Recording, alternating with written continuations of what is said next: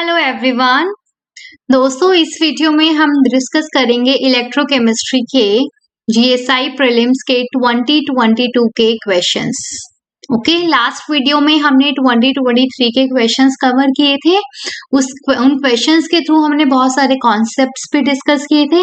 तो जिन्होंने वो वीडियो नहीं देखी है तो पहले आप वो वीडियो कवर करिए, वहां से आपके बहुत सारे इलेक्ट्रोकेमिस्ट्री के कॉन्सेप्ट्स भी क्लियर होंगे एंड वो कॉन्सेप्ट्स आपको कहीं ना कहीं गेट में भी काम आने वाले हैं। ठीक है, उसके बाद जैसे कि अगर हम बात करें, उस वीडियो में हमने मूविंग बाउंड्री मेथड के बारे में पढ़ा था। आपको पता है 2022 में आज हम देखेंगे मूविंग बाउंड्री मेथड से यहाँ पर भी क्वेश्चन आया हुआ है। कंडक्टोमेट्रिक टाइट्रेशन हमने उस वीडियो में कवर किया था। 22 में भी कंडक्टोमेट्रिक टाइट्रेशन से क्वेश्चन आया हुआ है और उस वीडियो में हमने when effect, डिबाय Falcon Hagen effect और asymmetric effect, electrophoretic effect, वॉल्डन्स rule, इन सब चीजों के बारे में हमने उस वीडियो में डिस्कस किया है। तो जिन्होंने वो वीडियो नहीं देखी है तो मैं सजेस्ट करूंगी कि आप प्लीज पहले वो वीडियो कवर करें। उसमें बहुत सारे कॉन्सेप्ट्स है जो हमने डिस्कस किए हैं इलेक्ट्रोकेमिस्ट्री के। ओके, उसके बाद अभी इस वीडियो में हम 22 के क्वेश्चंस कवर करेंगे। तो 22 में दोस्तों टोटल 11 क्वेश्चंस पूछे गए हैं। जैसे कि हमने देखा था 23 में 14 क्वेश्चंस आए थे और 22 में कितने क्वेश्चंस आए हैं? 11 क्वेश्चंस आए हैं। तो इलेक्ट्रोकेमिस्ट्री कहीं ना कहीं एक मेजर पोर्शन है फॉर जीएसआई प्रीलिम्स। ओके, तो आइए स्टार्ट करते हैं। तो सबसे पहला क्वेश्चन आपके सामने है, Which of the following statements about the solution of electrolytes are correct? Electrolyte के सॉल्यूशन के बारे में 4 स्टेटमेंट गिवन है, आपको बताना है इनमें से कौन सा स्टेटमेंट सही है। तो फर्स्ट स्टेटमेंट है दोस्तों, conductivity of the solution depends upon the size of the ions. बिल्कुल सही बात है, जितना बड़ा साइज होगा उतनी उसकी मोबिलिटी क्या होगी, वो धीरे धीरे मूव करेगा तो कंडक्टेंस क्या हो जाएगी? कम हो जाएगी। और जितना छोटा आयन होगा उतना तेजी से मूव करेगा तो उसकी कंडक्टेंस क्या हो जाएगी? ज्यादा हो जाएगी। तो ये स्टेटमेंट बिल्कुल सही है कि कंडक्टिविटी साइज पे डिपेंड करता है। Okay, fine. नेक्स्ट है, conductivity depends upon the viscosity of the solution. Viscosity का मतलब क्या होता है? गाढ़ापन। क्या होता है? गाढ़ापन होता है। दोस्तों, अगर किसी सॉल्यूशन की विस्कोसिटी ज्यादा है तो उसमें गाढ़ापन ज्यादा है, जैसे कि हनी, शहद की बात करें, हम जेल की बात करें, जेल फॉर्म स्ट्रक्चर की, और एक आपके पास पानी है, तो कोई भी आयन पानी में तेजी से मूव करेगा या फिर जेल या फिर हनी में तेजी से मूव करेगा? तो दोस्तों ऑब्वियस ही बात है, पानी में तेजी से मूव करेगा, क्योंकि दोस्तों हनी में क्या है? विस्कोसिटी बहुत ज्यादा, गाढ़ापन बहुत ज्यादा, उतना आसानी से वहां पे रेजिस्टेंस बहुत ज्यादा होगा आयन की मूवमेंट में। तो दोस्तों अगर हम बात बोलते हैं कि हाई विस्कोसिटी का मतलब क्या होता है? रेजिस्टेंस बहुत ज्यादा है in the movement of ion. Resistance ज्यादा होगा, दैट मीन्स आयनिक मोबिलिटी कम हो जाएगी। आयनिक स्पीड या आयनिक मोबिलिटी कम हो गई तो कंडक्टिविटी भी क्या हो जाएगी, या कंडक्टेंस भी क्या हो जाएगी? कम हो जाएगी। तो yes, conductivity depends upon the viscosity of the solution. तो सेकंड स्टेटमेंट भी बिल्कुल सही है। अब आते हैं थर्ड स्टेटमेंट पे। Conductivity does not depend upon the solvation of ion present in the solution. आपको क्या लगता है कि सॉल्वेशन का मतलब क्या होता है? जैसे कोई भी कैटायन है, ठीक है, उसको सॉल्वेंट मॉलिक्यूल्स क्या करते हैं? चारों ओर से कवर कर लेते हैं। सॉल्वेंट मॉलिक्यूल का जो नेगेटिव चार्ज होता है वो कैटायन की तरफ अट्रैक्ट होता है और वो उसको चारों ओर से कवर कर लेगा। इसी प्रोसेस को हम क्या कहते हैं? हाइड्रेशन या फिर सॉल्वेशन कहते हैं। अगर कोई एनायन होगा सॉलिड पार्टिकल में तो उसको कौन कवर करेगा? सॉल्वेंट के जो पॉजिटिव चार्ज है वो उसको क्या कर लेंगे? चारों ओर से घेर लेंगे। तो इसे हम हाइड्रेशन या सॉल्वेशन कहते हैं। तो क्या इस चीज पे कंडक्टिविटी डिपेंड करेगी या नहीं करेगी? तो दोस्तों जैसे ही सॉल्वेशन होता है तो कहीं ना कहीं देखा जाए तो अब इस कैटायन को चारों ओर से एनायंस ने घेरा हुआ है, इसके चारों चिपके हुए हैं। ठीक है, तो इफेक्टिवली अगर हम देखें तो रेडियस कहीं ना कहीं क्या हो चुकी है, या मैं बोलूं साइज कहीं ना कहीं क्या हो चुका है? आयन का इंक्रीज हो गया ना, बिकॉज अब उस कैटायन के साथ चारों ओर कौन चिपके हुए हैं? एनायन चिपके हुए हैं। तो इफेक्टिवली अगर हम देखें तो कैटायन का साइज अब बड़ा हो गया। इसे हम हाइड्रेटेड रेडियस कहते हैं दोस्तों। इसे हम क्या कहते हैं? हाइड्रेटेड रेडियस कहते हैं। हाइड्रेशन के बाद जो रेडियस या साइज होता है उसे हम हाइड्रेटेड रेडियस या हाइड्रेटेड साइज कहते हैं, सॉल्वेटेड साइज भी आप बोल सकते हो। ओके, तो वो क्या हो जाता है, इंक्रीज हो जाता है, और साइज अगर इंक्रीज हो गया तो वो धीरे धीरे मूव करेगा, और धीरे धीरे मूव करेगा तो कंडक्टेंस क्या हो जाएगी, कम हो जाएगी। तो दोस्तों सॉल्वेशन पे कंडक्टेंस क्या कर रही है, डिपेंड कर रही है, हाँ या ना, यस। तो आप ऐसा नहीं बोल सकते कि डिपेंड नहीं करती है, तो थर्ड स्टेटमेंट इनकरेक्ट है। फोर्थ पे आता है, conductivity of the solution varies with the temperature. Yes दोस्तों, कंडक्टिविटी टेम्परेचर के साथ वेरी करेगी। अगर टेम्परेचर इंक्रीज करेंगे तो क्या होगा, आयंस तेजी से मूव करेंगे कहीं, और टेम्परेचर जितना ज्यादा कम होगा कहीं ना कहीं सॉल्यूशन में मूवमेंट उतनी ज्यादा क्या होती है, कम होती है। तो कंडक्टेंस जो है वो टेम्परेचर के साथ क्या करेगी दोस्तों, वेरी करेगी। ओके, तो ये स्टेटमेंट भी सही है। तो first, second and fourth statement सही है। तो कौन सा ऑप्शन आएगा दोस्तों, option C is correct. Clear. अब आते हैं नेक्स्ट क्वेश्चन पे। नेक्स्ट क्वेश्चन में क्या पूछा है, the resistance of a 0.1 normal solution of an electrolyte occupying a volume between two platinum electrodes of cell constant given है, और resistance given है कितना, 30 ohm. The specific conductance and equivalent conductance of the solution will be, क्या पूछा है, specific conductance और equivalent conductance पूछा है। तो आइए दोस्तों, specific conductance का मतलब क्या है, कंडक्टिविटी, कापा, इसे हम कापा भी बोलते हैं, कंडक्टिविटी भी बोलते हैं, और स्पेसिफिक कंडक्टेंस भी बोलते हैं। क्या फॉर्मूला होता है इसका, C into x. What is C? C is conductance, C is conductance, that is equal to 1 by R, reciprocal of resistance. Conductance is the reciprocal of resistance. Okay, and what is X? X is a cell constant. तो दोस्तों आपको question में resistance given है कितना, 30 ओम, and cell constant given है कितना, 39 metre inverse. तो यहां से आपके पास कापा आ गया, दैट इज स्पेसिफिक कंडक्टेंस, या फिर आप कापा या कंडक्टिविटी कुछ भी आप इसे बोल सकते हैं। तो दोस्तों इसे हम सॉल्व करेंगे तो यहाँ से कापा की वैल्यू आती है 1.3 ohm inverse metre inverse. Clear. तो इसका मतलब अगर हम ऑप्शन से देखें तो फर्स्ट ऑप्शन नहीं हो सकता, थर्ड ऑप्शन भी नहीं हो सकता। ठीक है, अब ऑप्शन बी और डी में देखेंगे। तो बी और डी में अब हमें क्या निकालना है, बी और डी में से कौन सा होगा, ये चेक करने के लिए हमें क्या निकालना होगा, इक्विवेलेंट कंडक्टेंस निकालना होगा। तो what is the formula for the equivalent conductance. दोस्तों यहाँ पे आप यूनिट्स का ध्यान रखना, थोड़ा आपने पढ़ा होगा, अगर यूनिट्स सेंटीमीटर में होती है तो 1000 ऊपर आता है, न्यूमरेटर में आता है, लेकिन यहाँ पे यूनिट्स किस में है, मीटर में है। तो जब यूनिट्स मीटर में होती है तो 1000 कहाँ पे आता है, नीचे आता है, और इनटू में नॉर्मेलिटी, हाँ या ना, बताओ भाई, बिल्कुल सही बात है। यस, तो यहां से आपके पास अब कापा है 1.3 ohm inverse metre inverse divided by 1000 into normality is 0.1। Clear है। तो इसे आप सॉल्व करेंगे तो यहां से इक्विवेलेंट कंडक्टेंस कितना आएगा, 0.013 ओम इनवर्स मीटर स्क्वायर पर इक्विवेलेंट। क्लियर है। तो यहां से आप देख सकते हैं कौन सा ऑप्शन सही है दोस्तों, ऑप्शन बी इज करेक्ट। तो सिंपल क्वेश्चन था, आपको फॉर्मूला निकालना है, फॉर्मूले के थ्रू आपको इस क्वेश्चन को सॉल्व करना है। बस आपको थोड़ा सा यूनिट्स का ध्यान रखना है, अगर सेंटीमीटर में है तो हम 1000 को ऊपर लेंगे, अगर मीटर में है तो 1000 को हम कहाँ लेंगे, नीचे लेंगे, इस बात का ध्यान रखना। चलो अब आते हैं नेक्स्ट पे। Consider the following statements.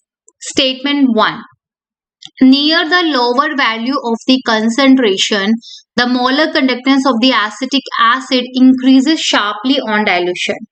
दोस्तों आपके पास लैम्डा m और कॉन्सेंट्रेशन का ग्राफ आपने पढ़ा है, right, lambda m versus root c। तो वीक एसिड्स के लिए ग्राफ कुछ ऐसा आता है, हाँ या ना, ऐसा ही आता है, किसके लिए, वीक एसिड्स के लिए। तो यहाँ पे हम वीक एसिड की बात कर रहे हैं, दैट इज एसिटिक एसिड।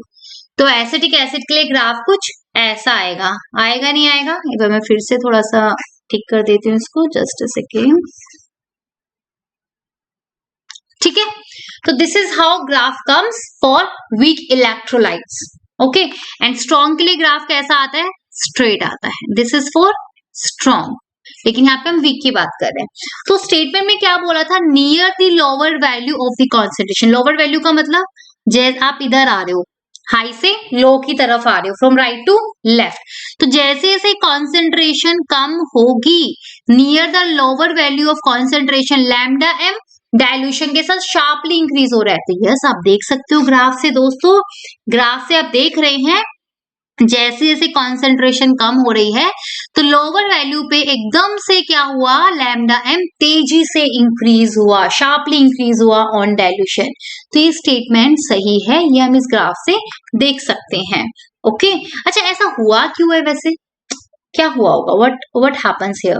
तो दोस्तों जब आप कंसंट्रेशन बहुत कम कर देते हो, very very very very very less, ठीक है, कंसंट्रेशन 1 से बहुत ही ज्यादा कम हो जाता है, कंसंट्रेशन बेसिकली बहुत कम हो जाते हैं, 1 से कम नहीं बोले, मतलब बेसिकली कंसंट्रेशन जब क्या होती है, वेरी लेस होती है, तो उस सिचुएशन में जो अल्फा होता है, डिग्री ऑफ डिसोसिएशन, वो बहुत ज्यादा क्या हो जाता है, इंक्रीज हो जाता है, और वो इतना हो जाता है कि वो अप्रोक्सीमेटली 1 के बराबर हो जाता है। और जैसे अप्रोक्सीमेटली 1 के बराबर होगा तो व्हाट विल हैपन, ऑलमोस्ट सारा का सारा वीक इलेक्ट्रोलाइट क्या हो जाएगा, डिसोशिएट हो जाएगा, और सारा का सारा वीक इलेक्ट्रोलाइट डिसोशिएट हो गया, इसका मतलब नंबर ऑफ आयंस इंक्रीज हो जाएंगे और कंडक्टेंस एकदम से इंक्रीज हो जाएगी।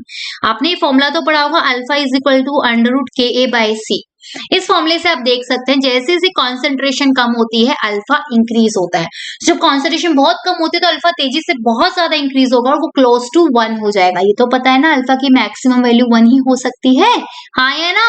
तो अल्फा जब बहुत तेजी से इंक्रीज होगा दोस्तों, क्लोज टू 1 हो जाएगा, तो degree of number of ions बहुत ज्यादा इंक्रीज हो जाएंगे और एकदम से लैम्डा एम इंक्रीज हो जाता है।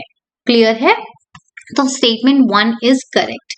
स्टेटमेंट 2 क्या कहती है, स्टेटमेंट 2 कह रहा है lambda not M that is limiting molar conductivity is obtain by using the Kohlrausch law of independent migration of ion. ये स्टेटमेंट में बिल्कुल सही है दोस्तों, कोलरोश लॉ ने ही तो बात करी थी लिमिटिंग मोलर कंडक्टिविटी की। What is limiting molar conductivity, molar conductivity at infinite dilution. What do you mean by infinite dilution, मतलब बहुत ज्यादा सॉल्वेंट ऐड कर दिया है, that means concentration tends to 0 और अल्फा टेंड्स टू 1।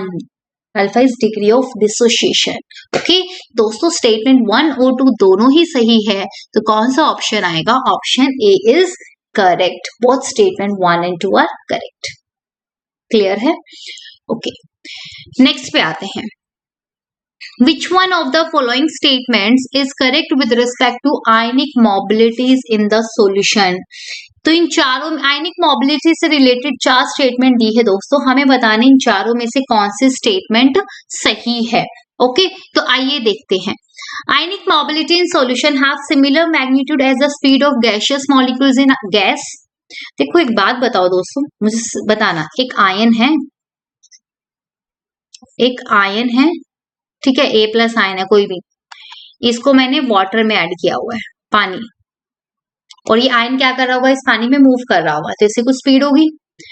दूसरा मैंने लिया कि कोई भी उसी आयन को मैंने गैसियस फॉर्म में लिया, किस फॉर्म में लिया, गैसियस फॉर्म में लिया, ठीक है, या कोई भी गैसियस मॉलिक्यूल है, कुछ भी लगा लो, ठीक है, वो क्या कहाँ पे प्रेजेंट है, किसी गैस, कोई भी गैस के मीडियम में प्रेजेंट है, और यहाँ पे भी उसकी स्पीड होगी। तो स्पीड कहाँ ज्यादा होगी, ऑब्वियस सी बात है दोस्तों, जो गैस है उसमें मॉलिक्यूल्स बहुत दूर दूर होते हैं, तो जितने ज्यादा मॉलिक्यूल्स दूर दूर होंगे तो कोई भी आयन क्या होगा, बहुत ही तेजी से मूव कर सकता है, बिकॉज रेजिस्टेंस कम हो जाएगा ना। देखो जितने ज्यादा मॉलिक्यूल पास पास होते हैं आपस में टकराएंगे, कोलिजन ज्यादा होंगे, कोलिजन ज्यादा होगा तो रेजिस्टेंस ज्यादा होगा, तो स्पीड क्या हो जाती है, कम हो जाती है, हाँ या ना। क्या बोला मैंने, more the molecules closer to each other, more the molecules closer to each other, तो what will happen, collisions will increase, collision ज्यादा होंगे तो क्या होगा, रेजिस्टेंस विल इंक्रीज, और रेजिस्टेंस ज्यादा होगा तो क्या होगा, आयनिक मोबिलिटी विल डिक्रीज। तो अब मुझे बताइए पानी में या गैस में किसमें रेजिस्टेंस ज्यादा होगा, ऑब्वियसली पानी में ज्यादा होगा, वो लिक्विड है, वो गैस है, लिक्विड में मॉलिक्यूल ज्यादा पास पास होते हैं, तो दोस्तों आयनिक मोबिलिटी सेम नहीं होती है, गैस में ज्यादा होती है, सॉल्यूशंस में कम होती है। तो पहली स्टेटमेंट क्या है दोस्तों, इनकरेक्ट है। क्लियर है? ओके, नेक्स्ट पे आते हैं, solvation increases the ionic mobility in a solution. अभी जस्ट हमने पिछले क्वेश्चन में डिस्कस किया था कि जैसे सॉल्वेशन का मतलब क्या होता है, किसी कैटायन को चारों ओर से किसी सॉल्वेंट मॉलिक्यूल ने क्या कर लिया, कवर कर लिया, घेर लिया है, उसका जो नेगेटिव चार्ज है वो उस कैटायन की ओर क्या हो रहा है, अट्रैक्ट हो रहा है, इसी को हम सॉल्वेशन कहते हैं। तो सॉल्वेशन से क्या हुआ, जो उसकी हाइड्रेटेड रेडियस है, जो उसकी क्या है, हाइड्रेटेड रेडियस है, वो इंक्रीज हो गई ना। तो अब फिर हमने क्या बताया था कि रेडियस ज्यादा हो जाती है तो मॉलिक्यूल धीरे धीरे मूव करता है, मॉलिक्यूल धीरे धीरे मूव करेगा तो आयनिक मोबिलिटी कम हो जाएगी। तो सॉल्वेशन इंक्रीज नहीं करता, आयनिक मोबिलिटी को क्या करता है, डिक्रीज करता है। तो ये भी गलत है। ओके, नेक्स्ट पे आते हैं, sodium ions have low ionic mobility due to extensive hydration of Na+ ions in aqueous solution. ये बिल्कुल सही बात है दोस्तों, Na+ आयन है, इसको चारों ओर से वाटर मॉलिक्यूल में क्या है, ऑक्सीजन है कि नहीं है, उसके पास कैसा चार्ज है, पार्शियल नेगेटिव चार्ज है, हाँ या ना। तो चारों ओर से उसको वाटर मॉलिक्यूल क्या कर लेंगे, कवर कर लेंगे, सॉल्वेशन हो जाएगा। क्या हो जाएगा, सॉल्वेशन हो जाएगा। तो बिकॉज ऑफ सॉल्वेशन क्या हुआ, बिकॉज ऑफ सॉल्वेशन उसकी हाइड्रेटेड रेडियस इंक्रीज हो गई, और हाइड्रेटेड रेडियस इंक्रीज हो जाएगी तो आयनिक मोबिलिटी क्या हो जाएगी, कम हो जाएगी। अभी जस्ट हमने एक्सप्लेन किया। तो सोडियम आयन की मोबिलिटी कम हो जाती है due to extensive hydration of Na+ ion in aqueous solution. This is very very correct. तो ऑप्शन सी बिल्कुल सही है। लास्ट वाला भी देख लेते हैं। Ionic mobility reduces the degree of dissolution of strong electrolytes in solution. Ionic mobility क्या करता है, reduce कर देता है degree of dissolution का मतलब क्या है, देखिए दोस्तों, इधर देखिए दोस्तों, स्ट्रॉन्ग इलेक्ट्रोलाइट्स की बात करें, स्ट्रॉन्ग इलेक्ट्रोलाइट्स के डिग्री ऑफ डिसोल्यूशन मतलब डिग्री ऑफ डिसोसिएशन हमेशा ही क्या होगा, 1 के बराबर होगा। किसके बराबर होगा दोस्तों, 1 के बराबर होगा। ठीक है, आप ऐसा नहीं बोल सकते हैं कि उसकी स्पीड कम है ज्यादा है तो डिग्री ऑफ डिसोसिएशन पे कोई फर्क पड़ेगा, ऐसा नहीं होता है दोस्तों। ठीक है, तो डिग्री ऑफ डिसोल्यूशन को आयनिक मोबिलिटी रिड्यूस नहीं करता है। ठीक है ना, ये स्टेटमेंट बिल्कुल इनकरेक्ट है। डिग्री ऑफ डिसोल्यूशन का मतलब डिग्री ऑफ डिसोसिएशन आप बोल सकते हैं, और स्ट्रॉन्ग इलेक्ट्रोलाइट्स के लिए वो हमेशा क्या होता है, 1 के बराबर होता है। ओके, तो ये स्टेटमेंट बिल्कुल गलत है। तो कौन सा ऑप्शन सही है दोस्तों, option C is correct. Next पे आते हैं, कंसिडर द फॉलोइंग स्टेटमेंट्स। यहाँ पे 3 स्टेटमेंट्स दी हुई हैं दोस्तों, और हमें इनको स्टडी करना और बताना है which one of the following is are correct. Okay, चलो एक एक करके हम देखते हैं। Molar conductivity increases with dilution. What is molar conductivity, lambda m। क्या मतलब होता है मोलर कंडक्टिविटी का, कंडक्टेंस ऑफ, मैं कलर चेंज करती हूँ, conductance of 1 mole of electrolyte. जो 1 मोल इलेक्ट्रोलाइट का सॉल्यूशन होता है उसकी कंडक्टेंस को हम मोलर कंडक्टिविटी कहते हैं। ठीक है, तो दोस्तों ध्यान देना, हमारे पास पहले मान लो सॉल्यूशन की वॉल्यूम 1 लीटर थी, और इसमें कितना इलेक्ट्रोलाइट प्रेजेंट है, 1 मोल इलेक्ट्रोलाइट प्रेजेंट है। आपने क्या किया, डाइल्यूशन किया। क्या किया, डाइल्यूशन किया, मतलब वॉल्यूम ऑफ 1 से, मान लो मैं एज्यूम कर रही हूँ कि वॉल्यूम 1 से कितनी हो गई है, 2 लीटर हो गई है। ठीक है, अभी भी इसमें इलेक्ट्रोलाइट तो कितना है, 1 मोल ही है, हाँ या ना। तो पहले 1 मोल इलेक्ट्रोलाइट 1 लीटर में प्रेजेंट था, अब 1 मोल इलेक्ट्रोलाइट 2 लीटर में प्रेजेंट है। तो क्या हुआ होगा दोस्तों, 2 लीटर में उसको स्पेस ज्यादा मिल गया ना मूवमेंट के लिए, हाँ या ना। अब मॉलिक्यूल्स दूर दूर हो गए हैं ना 2 लीटर में, 1 लीटर में मॉलिक्यूल पास पास थे, और अभी हमने पढ़ा जब मॉलिक्यूल पास पास होता है तो कॉलिजन ज्यादा होता है, कॉलिजन ज्यादा होगा तो आयनिक मोबिलिटी कम हो जाती है, तो कंडक्टेंस भी क्या हो जाएगी, कम हो जाएगी। लेकिन दोस्तों जैसे वॉल्यूम इंक्रीज हुई, स्पेस इंक्रीज हो गया, अब आयन तेजी से मूव करेंगे बिकॉज उनके पास बहुत ज्यादा स्पेस है। तो मोलर कंडक्टिविटी जो होती है वो डाइल्यूशन के साथ क्या हो जाती है, इंक्रीज हो जाते हैं, बिकॉज मूवमेंट इंक्रीज हो गई है। क्या इंक्रीज हो गई है, आयंस की मूवमेंट जो है वो इंक्रीज हो जाती है ऑन डाइल्यूशन। तो फर्स्ट स्टेटमेंट बिल्कुल सही है। सेकंड पे आते हैं, conductivity decreases with decrease in concentration. Decrease in concentration का मतलब क्या है, इंक्रीज इन डाइल्यूशन। मैं ऐसे भी तो बोल सकती हूँ ना, डायल्यूशन का या तो मैं ऐसे बोलूं डिक्रीज इन कॉन्सेंट्रेशन या मैं बोलूं इंक्रीज इन डायल्यूशन, दोनों का मतलब सेम ही है। ठीक है, तो ये बोल रहा है कि बेसिकली कंडक्टिविटी जो है, व्हाट इज कंडक्टिविटी, कापा। तो ये कह रहे हैं कि जो कापा होता है वो डायल्यूशन के साथ कम हो जाता है। तो देखिए हम इसे देखते हैं, what is kappa. Kappa is conductance of 1 litre of solution. Kappa is conductance of 1 litre of solution. ध्यान देना, 1 लीटर वॉल्यूम की, 1 लीटर वॉल्यूम क्या, 1 लीटर सॉल्यूशन की जो कंडक्टेंस होती है उसको हम कापा कहते हैं। ठीक है, दोनों में बहुत फर्क है लैम्डा एम और कापा में। वहां पे 1 मोल ऑफ इलेक्ट्रोलाइट की कंडक्टेंस को लैम्डा एम कहते थे, तो वहां पे 1 मोल पहले 1 लीटर में प्रेजेंट था, बाद में 2 लीटर में आ गया, तो स्पेस इंक्रीज हो गया। अब यहाँ पे हम 1 लीटर सॉल्यूशन की कंडक्टेंस को कापा कहते हैं। तो क्या हुआ यहाँ पे दोस्तों, देखिए पहले आपके पास 1 लीटर सॉल्यूशन था ये, ठीक है, इसमें मान लेते हैं 10 आयन थे। कितने आयन थे, 10 आयन थे, एज्यूम कर लिया मैंने। फिर आपने क्या किया, डायल्यूशन किया। क्या किया, डायल्यूशन किया। तो वॉल्यूम 1 लीटर से कितनी हो गई, 2 लीटर हो गई।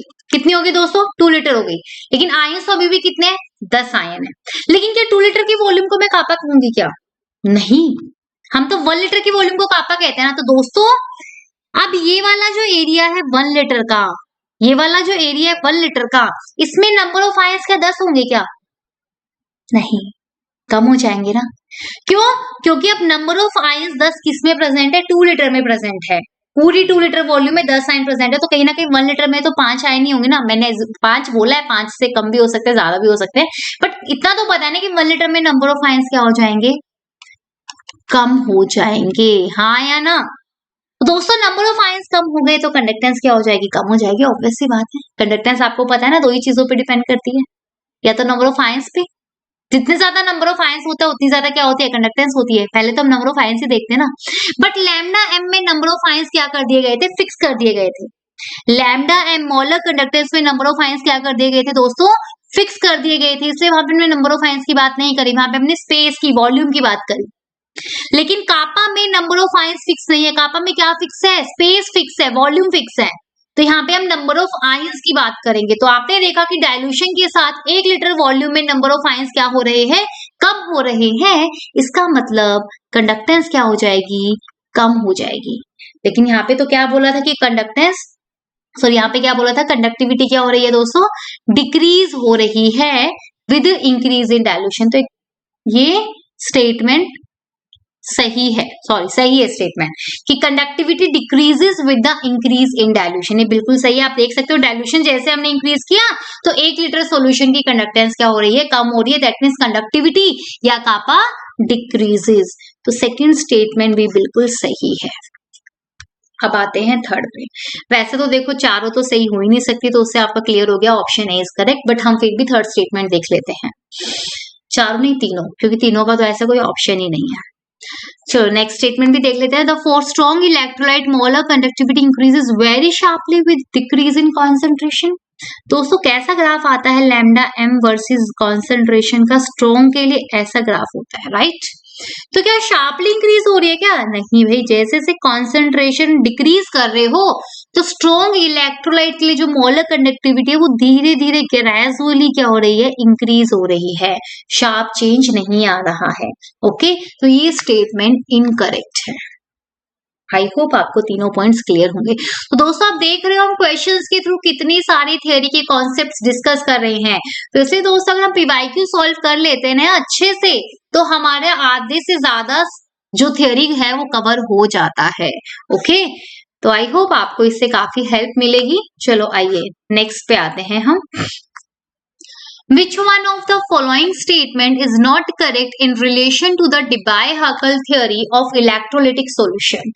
इसने बोला कि जो Debye-Huckel theory electrolytic solution की, उसके लिए इन चारों में से कौन सी स्टेटमेंट करेक्ट नहीं है। तो आइए देखते हैं।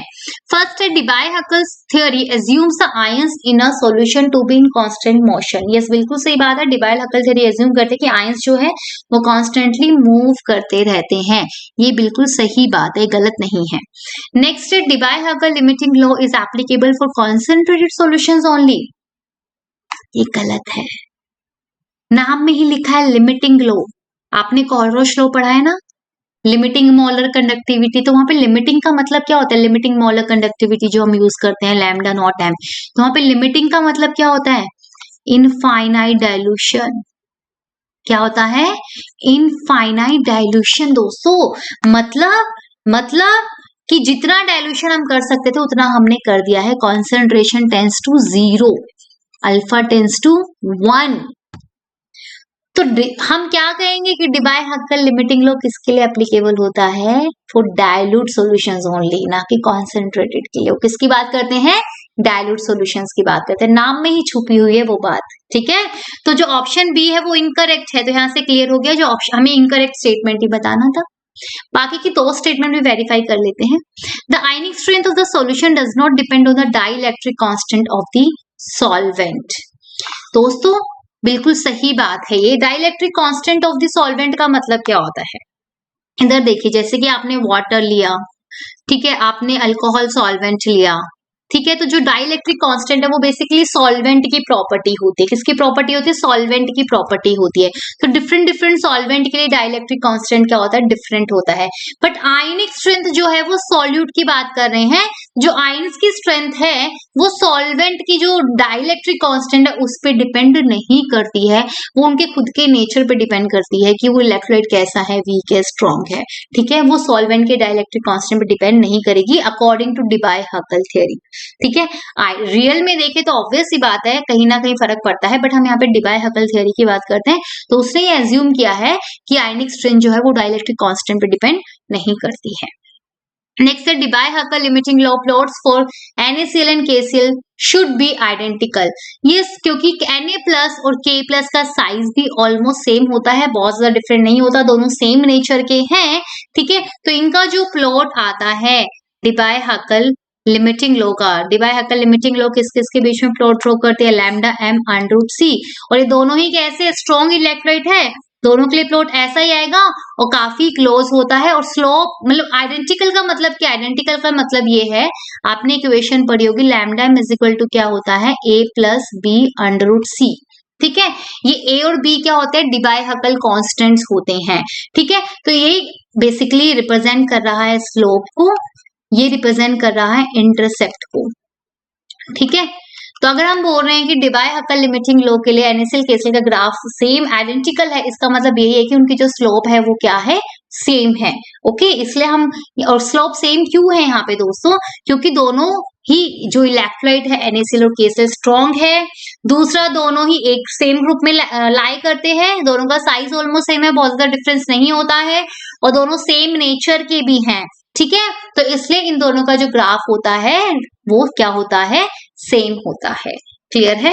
फाइन। तो इनकरेक्ट स्टेटमेंट क्या था? सेकंड वन, नाम में ही छुपा था, लिमिटिंग लॉ मतलब डाइल्यूट के लिए एप्लीकेबल है, ना कि कॉन्सेंट्रेटेड के लिए।